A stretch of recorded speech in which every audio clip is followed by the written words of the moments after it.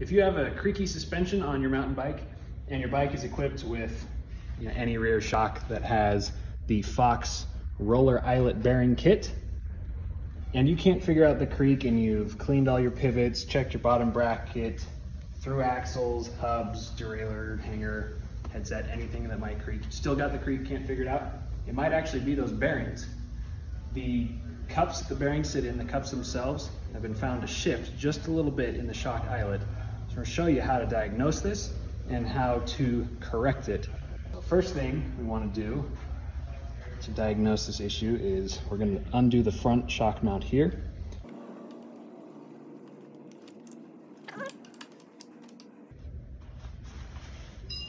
This is how we figure out if the bearings are making noise. Grab your shock. Let's see if the stand is going to make. There we go. You're going to pull laterally like so. This one's not very bad. Hoping the video picks it up. There's a good creak. Just some lateral force like that is causing those cups to actually shift in the shock eyelet. So what we have to do is remove the shock completely from the bike, and then I'll show you how to remove the bearings and the eyelet cups from the shock without the $120 Fox tool and instead using some $1.89 Ace Hardware parts. Okay, so in order to remove the bearings from the shock, we're going to have to press out the little inner axle, and for this you can use a road bike brake mount bolt, as it fits in there. And then to receive the bearing as it comes out, my tool of choice is the headset drift thing that you don't actually ever use that comes in the Park Tool headset press. Just something that can sit perfectly around the bearing and receive it as it pops out. So we'll use a bench vise for this. We can use a towel to make balancing easier, like so. Put your towel over your vise. This is where it gets a little tricky, and the towel helps. You have to balance the tools and stuff like this. So vise. Use the towel to support the stuff, and then once everything's all lined up, just gently put it together. Make sure it's still aligned. Then apply squeeze.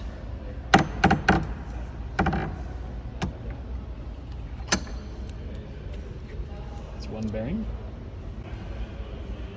Here's our axle. We want to put the axle back in where it came from and simply repeat the process on the other side. So open the vise, balance the tools,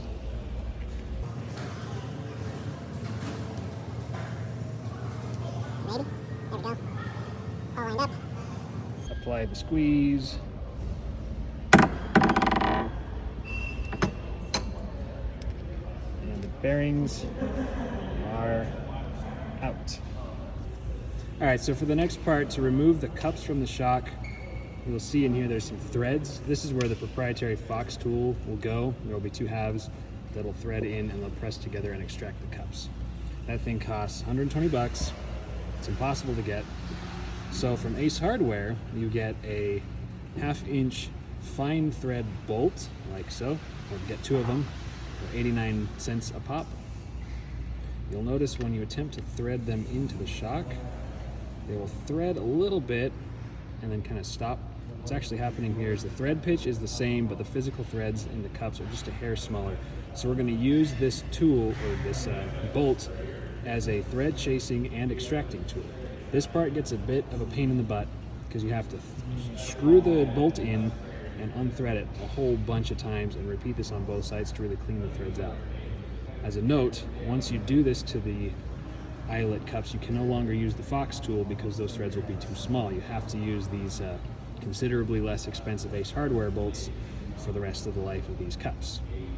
Take from that what you will, but I'll demonstrate this here. You just want to use a socket wrench, thread the bolt in,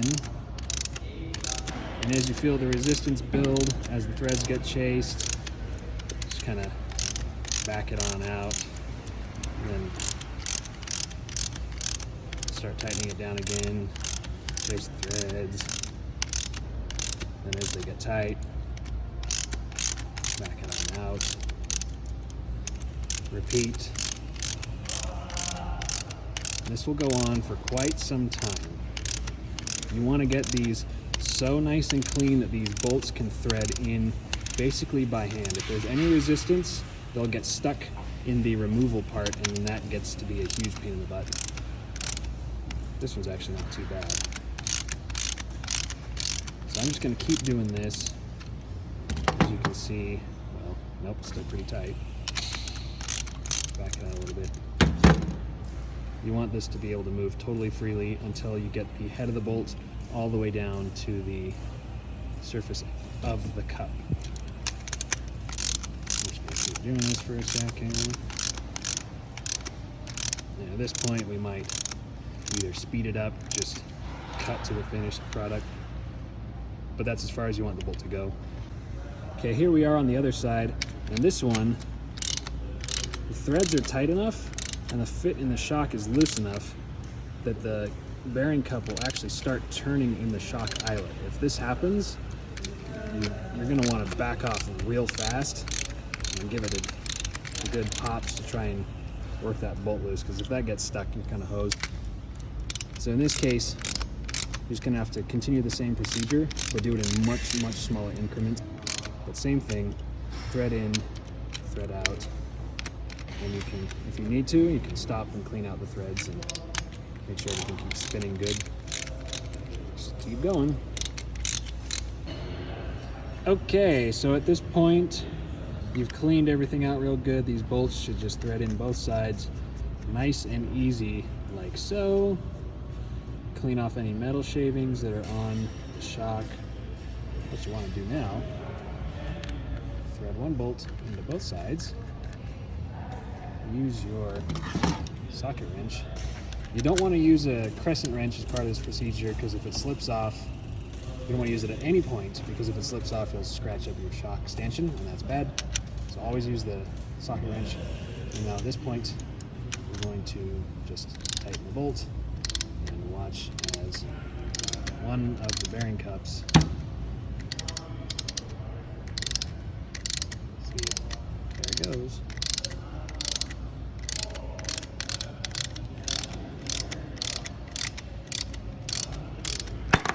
Ta-da!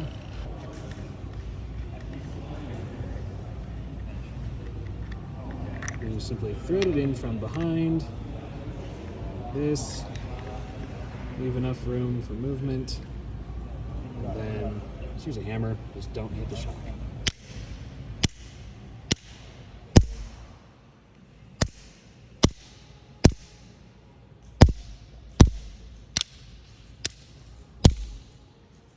And it's up.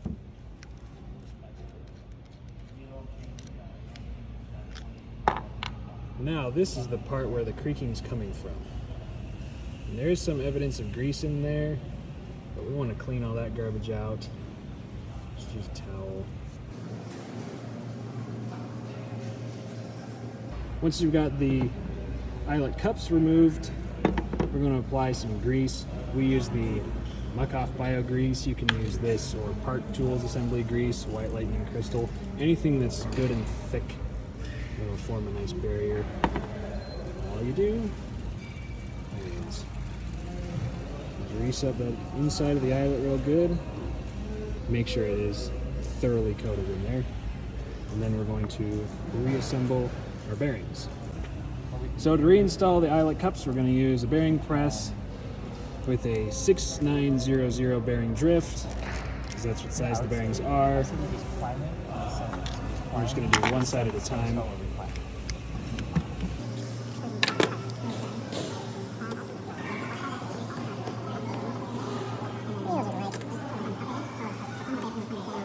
In there, good and snug.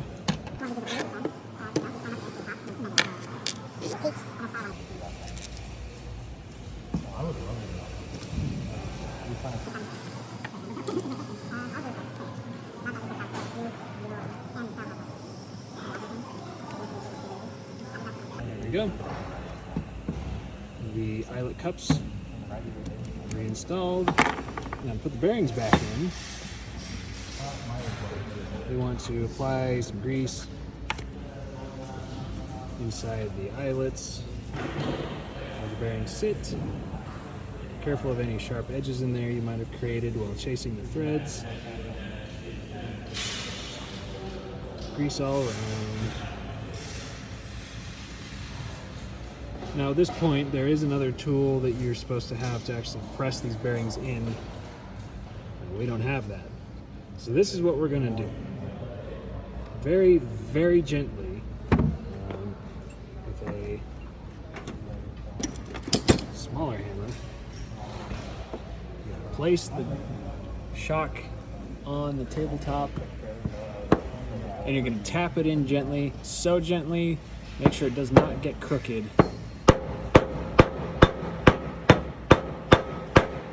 And once it starts to move in,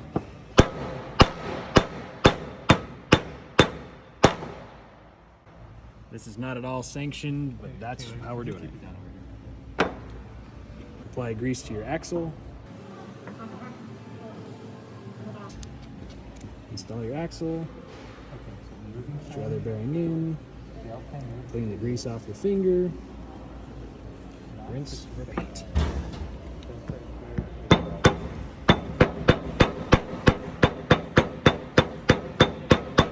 If it goes in crooked, just kind of tap around the edges to straighten it out. And then once it's going straight, be very careful doing it that way so you don't break anything. And now your shock is ready to reinstall on the bike. Don't forget the little plates that go on either side of the bearings, like so. These little guys, don't forget those. That'll fix your shock eyelet creak, no problem.